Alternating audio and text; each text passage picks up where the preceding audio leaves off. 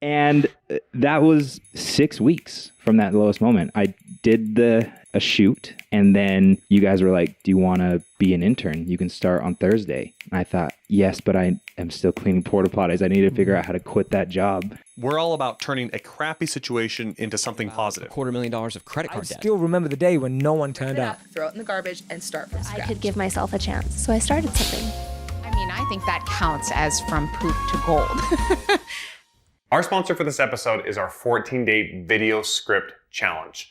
Yes, we are sponsoring our own show. Yes, we are. Welcome back, everyone, to From Poop to Gold. I'm Daniel Harmon, Chief Creative Officer at Harmon Brothers. My guest today is Stuart Edge. Welcome, Stuart. Thank you so much for having me here. Super excited to have Stuart here. Stuart and I go a little ways back, actually, to the OraBrush days. Yes. But his story goes way beyond that. But Stuart was working with us at OraBrush as an editor, among other things, and did a fantastic job there. But just to give some context with Stuart, basically I owe them everything. No, not true. Not true. Stuart's got his own genius. Let's just get into the truth. Anything I have is all due to is you. us.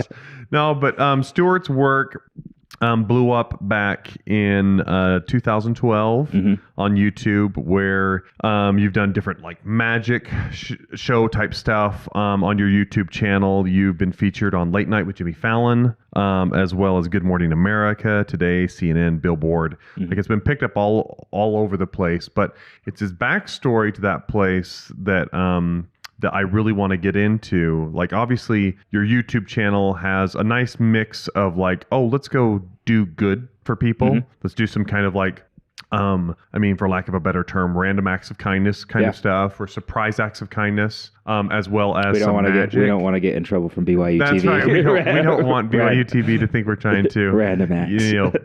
Glom onto that brand. Yeah. But positive pranks. Yeah, positive pranks. That's the best way to put it. Also, a lot of magic. Just some different fun stuff that Stuart's kind of taught himself along the way and done a lot of really creative things with it. So let's get into your backstory. I'm just going to get rid of this now. I don't think I even need that anymore. But go way back before you and I met. Because I feel like your story is a From Poop to Gold story. Yeah. And give our audience a little bit of that background. Yeah, it really is a poop to gold. And for those listeners, people that are just listening, when he said, I don't need this anymore, he threw me off the chair. No, he threw a little paper. You sound like you're that much of a featherweight. We don't need that. No. My poop to gold is literally poop to gold. Let's start back in 2012.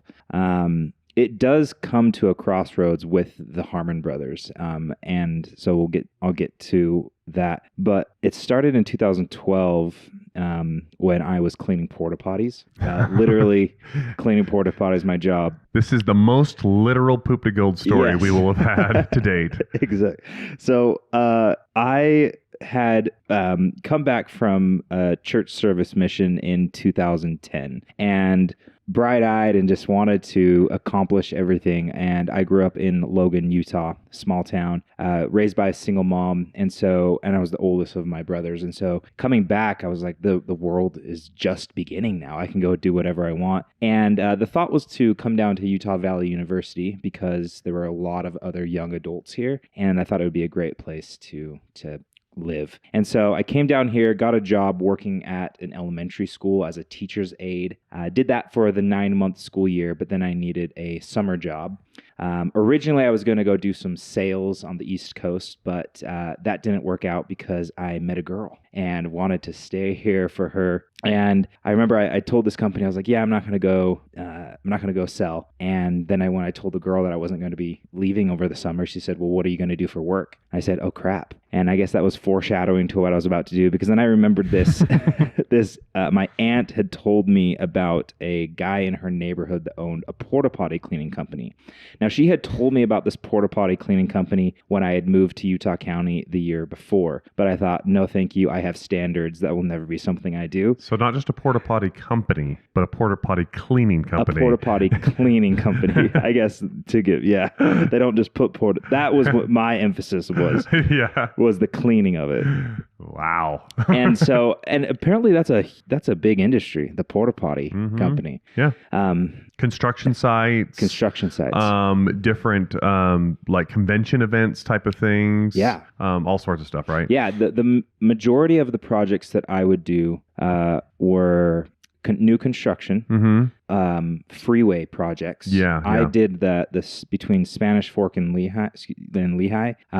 There was about 5 years of construction that was going on, and I did a year and a half of that. And I would just go and I'd pull in and off of the freeway and clean all of those toilets. Tuesdays and Thursdays were the days that I did that, and each day was about 100+ toilets. Yeah, and those of you that aren't familiar with Utah, basically there's road construction all the time somewhere. So yes. So about 100+ toilets each day, and whether it was a freeway project or going around into the valley and doing new construction. And it started off as a good summer job that paid well and had time for me to do other things. But then about 4 months in, the owner of the company sold the company to a bigger company, Honey Bucket. And so then it became all about regulations, strict start times. The start time was 5 a.m. Wow. You had to wear a uniform.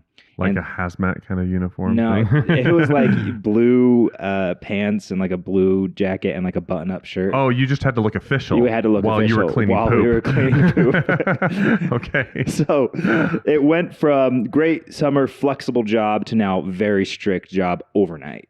I think you're being generous, but it's kind of awesome that you're saying it was a great job. It was a good job. All these things. I'm like, you're describing this while talking about cleaning poop. Let's just all take note of that for a moment. Okay, let me shed some light on how tough some days it did feel like prison. In fact, one day it literally was prison because my boss showed up to work one day with a porta potty that was completely exploded. And he said that some guys had put a dry ice bomb inside of it. Oh, okay. Literally exploded. Not just overloaded. Not just overloaded. We had many of those that were just overloaded something with crap. inside this thing. Yeah. Okay. Something actually detonated literally inside the porta potty, and the whole thing exploded.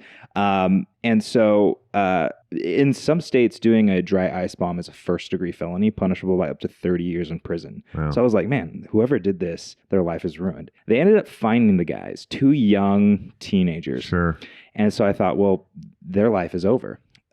A few days later, I showed up to work, and my boss had those 2 guys there. Apparently, their punishment was to do my job for 1 week. That was it. That's amazing. So a judge somewhere weighed the situation and thought, 30 years in prison or cleaning porta potties That's for a a wise week. judge right there. Yeah. That is a straight up wise judge. That's awesome. And I did that job for a year and a half. So I've done the equivalent of 60,000 years in prison. That's right. I've got a get out of jail free card the rest of my life. Yeah, you can do whatever you want now. Yeah.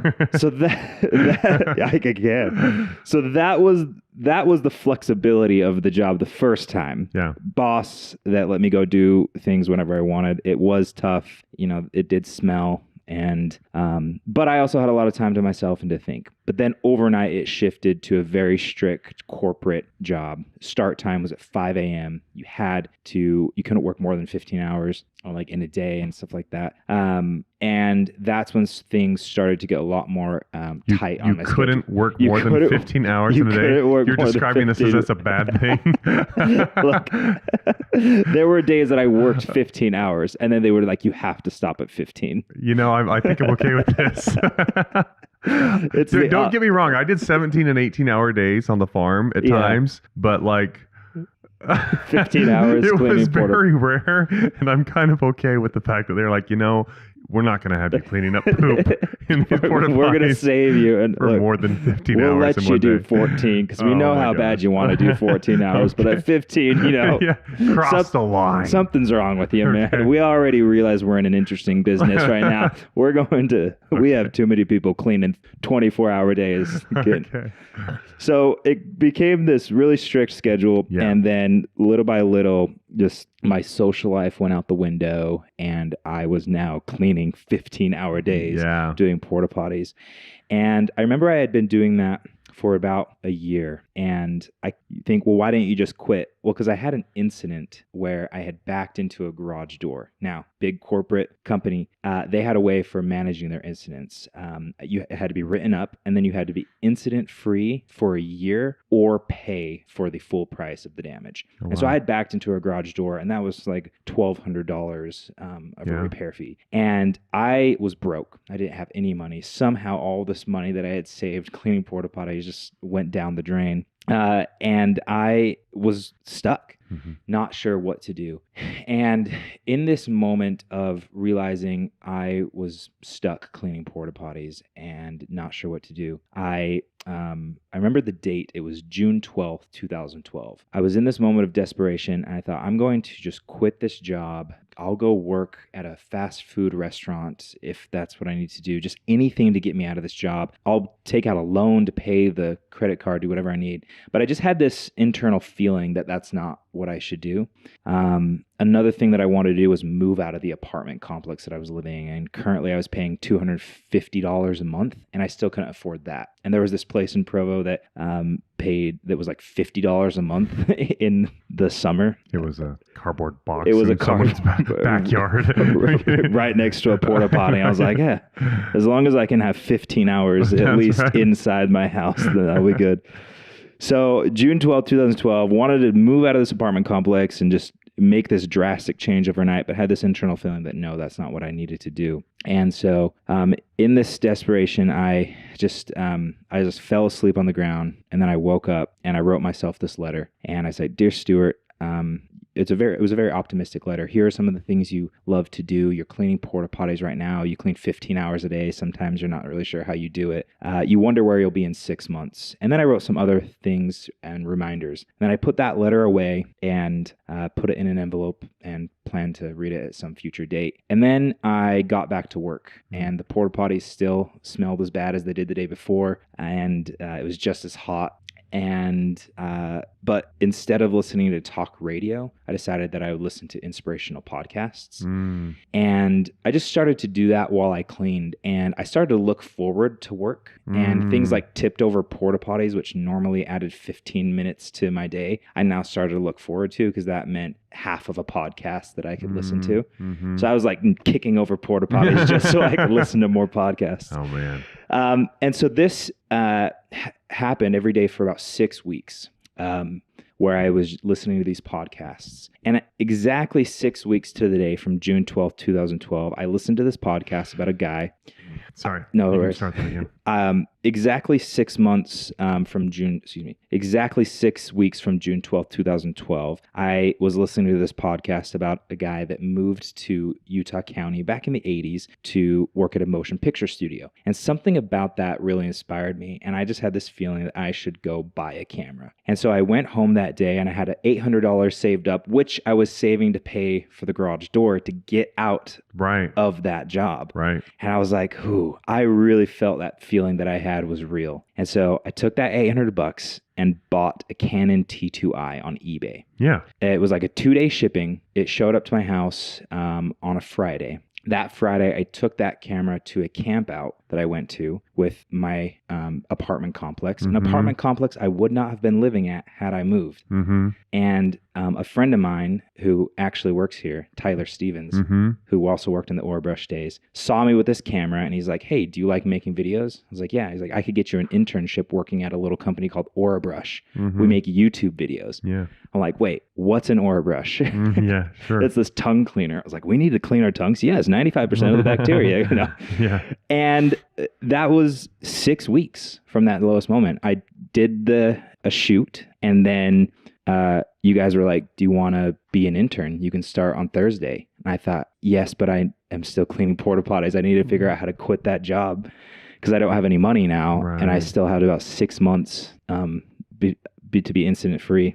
And so I called the company. I was like, "Here's my situation. I'll finish my routes, the highway project, so you don't have to train somebody, and then I'm done." And they're like, "Okay, yeah, sure." And I cleaned my last porta potty exactly 2 months from June 12th, 2012, August 12th, 2012. And that's when I started working at OraBrush. Yeah. So it's just crazy, like how quickly things can turn around. Yeah. You have no idea from your lowest point. You have no idea what's just 2 months away. Yeah. Well, and briefly after starting to work with us at OraBrush and doing different video projects, you actually were really good about taking any learning that you gained on the fly and just applying it to your own thing. Yeah.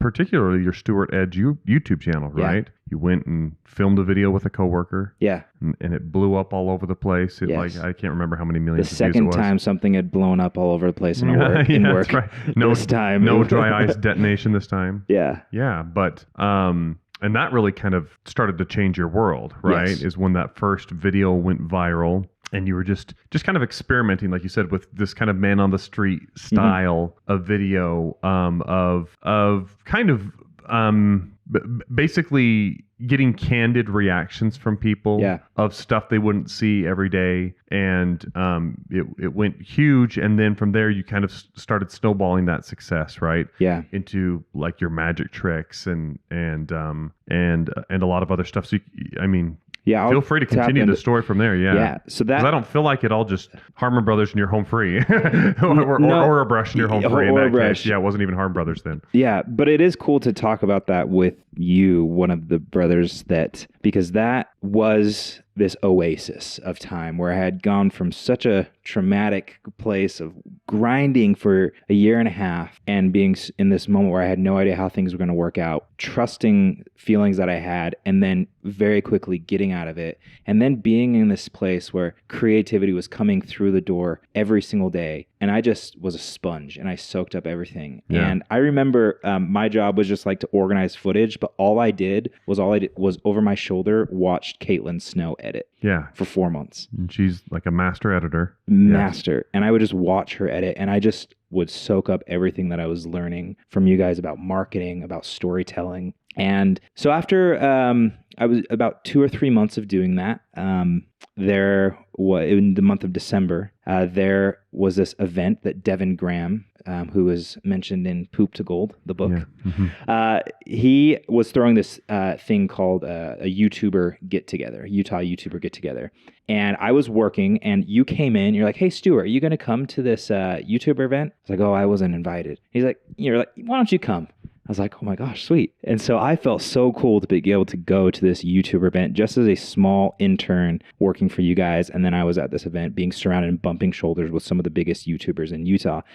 And I was soaking everything up that Devin and all these other people were talking about how to have a successful YouTube channel. And at the very end, Devin stood up to give a speech.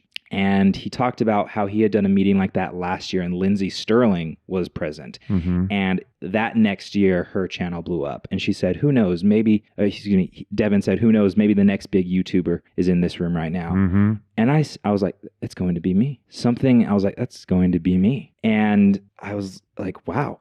And I just was like, somehow, I don't know, but I'm going to make that happen. And the next week, I had this idea to do this video called the mistletoe kissing prank, where we went to a college campus and dropped a mistletoe to see if people would kiss. That was a week after that meeting. And I uploaded it, edited it, and uploaded it on December 12th, 2012. And my life hasn't been the same since. Right. December 12th, 2012 is exactly 6 months from June 12th, 2012, where in that letter I said, "You wonder where you'll be in 6 months." So the 12th day of the month has significance for you. It does. It was the day I wrote that letter, the last day I cleaned porta potty and started working for you guys, and then the day that my video went viral. Yeah, it exploded. That's awesome. Yeah. So once that started happening, we were like, okay, Stuart's not going to be here very much longer. Well, he was you were very talented. So to your credit, like you said, you were absorbing everything that you saw around you like a sponge, particularly with editing. You are a gifted editor. I don't want to, downplay that in the least. I think you have a really good sense of being able to juxtapose unexpected things in order to tell a really compelling emotional story. Yeah. And that's one of your greatest gifts as a storyteller, is that editing ability. At least, I'm sure you've evolved in other ways. You've written a book since then, right? What's the name of your book again? How My Crappy Job Changed My Life. There you go. So if you guys want to check it out, the same vein as From Poop to Gold. It is very much in that same vein. But the YouTube channel, you just really started gaining momentum with that, and I feel like from there, it's no longer as much a focus in your life right now, right? The YouTube channel. It is now. It is now. You're returning to it. Returning to it, yes. Okay, so tell us a little bit about that. Wow. So, or do you want to? Yeah, where do you want I to take can. this? I'm open, man. That overnight change of going from like within just 6 months of going from like porta potty clean to now being viral internet star, I think really messed me up in some ways. Okay. So we're talking from poop to gold. From poop to gold. Into poop again. Into poop again. Okay. Swimming in the poop and being like, man, why did I come back This here? is the natural cycle of life, in case anybody was wondering. Yeah. So it just was a lot. It was a very traumatic thing. And I didn't really know how to handle it. And so I think in my attempts just to grow and to do the best I could with what I was being given, I don't think I managed things well in my life, in my business. And so eventually there was a lack of momentum that came, a lack of consistency.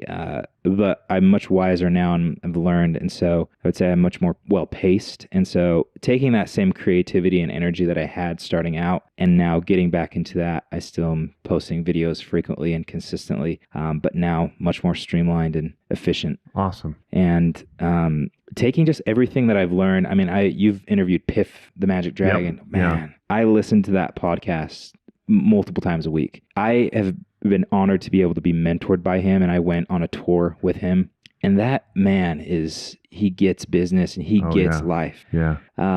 I would be happy just to sacrifice the rest of my interview just to tell people to go over and just listen to that podcast. It is awesome. And then and he grills me. Yeah.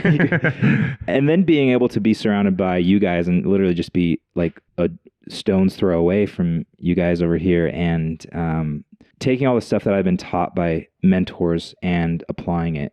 And so it's nothing too exciting, but it's consistent, and that's what I'm looking forward to. That's awesome. Real fast, what does creativity look like to you? What exercises and routines do you use in order to find your creative flow? I have an idea and I see that first idea through. And a lot of that comes down to managing an expectation. Maybe in the past I wouldn't deliver a project because I thought people were expecting more than they were. And so I would try and exceed their expectations.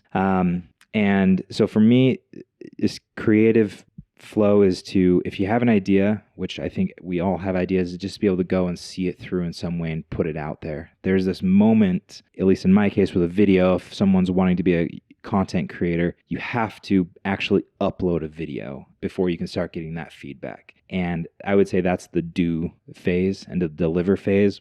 But sometimes people get stuck in the idea phase a lot. And being okay to put something out there and not have it be 100%, but it has to be out there. So you can get that real feedback. Yeah. Devin Graham, I will quote, I remember we were having this conversation. He's like, how are things going on your YouTube channel? I'm like, things are okay. Brand deals aren't coming in as much. He's like, are you posting videos? I'm like, no, I'm kind of waiting. He's just like, you have to post videos. And I was like, but how? Like, you post video. I need to wait until people are here. He's like, you just got to post. And I've taken that to heart a lot because you really just have to get out and post something. Yeah. But wait, but how do I? Just post. And that will give you so many more answers. Have an idea, execute on the idea, see it through to finish, quote unquote. Yes. Get it out there, get feedback, then go on to the next idea. Yes. That's the system. Yes. Very cool. Is that in the? I'm only a few pages into the Harmon brother book. That's right. Awesome. Okay, so what's the big thing that you're working on now that you're the most excited about? I mean, obviously you have your YouTube channel. Yeah. That you're returning to focus on a little bit, but I know you've got some other things you're involved in. Anything that you want to tell our audience about that you're really excited about? That I'm excited for. I am really excited about the YouTube videos that I'm posting. Okay, cool. And the weekly content that I'm posting on that channel. I also speak at schools and elementary schools around the state with the Anti-Bullying Coalition of Utah. That's awesome. And we talk about the impact kindness has over bullying. It's a very simple thing, but it has many impacts, and it's a do thing that you can do. Kill them with kindness. Yes, right? exactly. Mm-hmm. And so doing that, and just very blessed to be surrounded by great people. But I would say right now, top priority is the weekly YouTube content. Very cool. Let me see here. Is there anything that I didn't ask that I should have? So I guess kind of questions about those the OraBrush days, that transition, those like 4 months that I worked there. Yeah. That was also a beginning phase for you guys. Yeah. Was that like, how do you guys see those OraBrush days as contributing to what you guys are doing today? Because I think that, Yeah. a lot of people went through those doors, and seeing where a lot of us are now, I'm wondering if you look back and you see yourself as young and these just little seedlings, and you look back at that and you're like, oh man, we're doing it much better now. Yeah, 100%. So when I look back on it, so sometimes there's been a joke around here in the office about the OraBrush mafia, quote unquote. Yeah. That includes like the number of people that went through that have gone on to have, major successes in some way. Obviously, a lot of them still work here, or I shouldn't still work here at Harmon Brothers. But there was like, Devin Graham was filming for us. Jacob Shores and Katie Shores that now run Mystery Box and had a ton of success over there. Were working with us at the time. Austin Craig, who was the OraBrush guy, has had a lot of success. There was Dave Ackerman, who was the tongue, and there these names. This list goes on. And in addition to the people here internally, like Tyler and Caitlin, and I'm like you that went through the doors, and obviously there was Jeffrey Neal and myself, and Shane was there, and even Ryan. And Ryan's still here, but we've got all these different faces that have now become part of it. But yeah, when I look back on it, to be quite honest, even though we had the success that we did, obviously OraBrush was the first company to successfully use YouTube as an advertising platform where you could dependably spend $1 on the ads and get more than that back, right? And that's what propelled so much of those videos to really grow and like to propel OraBrush into Walmart and Walgreens and CVS and all those things. But when I look back on most of the work, then I'm like, yeah, we were just learning.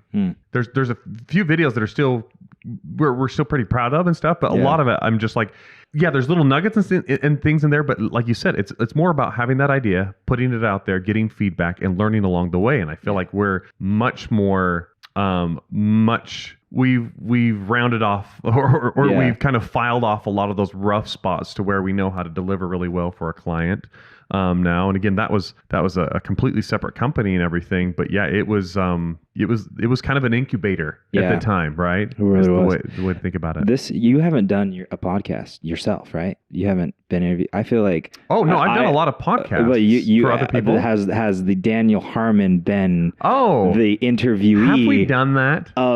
Daniel Harmon needs to be. They need to do a Harmon Brothers in the Harmon Brothers podcast, and I will gladly interview for that podcast. That'd be awesome. That's what the last section of this podcast I'm realizing has turned into. That's right. We're just going to keep rolling, and then we'll go with guest host Stuart Edge. No, I actually love that idea, and I think that is in the works for later for Bent and I to sit down and tell a little bit more story about us. Anyway, you caught me on the spot, and good job for you doing that. Awesome. Well, thank you so much for your time, Stuart. Really appreciate it. Love to see your transformation and your transition from, like you said, those lowly days of cleaning porta potties all the way to internet superstardom. Like you said, kind of falling off again, and then coming back and really finding your footing of where you're going to place your creativity and your work and everything. That's really awesome to see, and it's nice to have you, like you said, a stone's throw away. We do need to get together more often than just for a podcast occasionally. But that's Stuart Edge for you. Where should they look you up? Where should our audience find you? Where do you want to point them to? YouTube.com/Stuart Edge. That's where it's all at. Awesome. Okay. Thank you so much. Thank you all for joining us, and we'll see you on the next one. As entrepreneurs and small businesses, we all kind of reach that point where we know we've created something awesome and we want to share it with the world, right?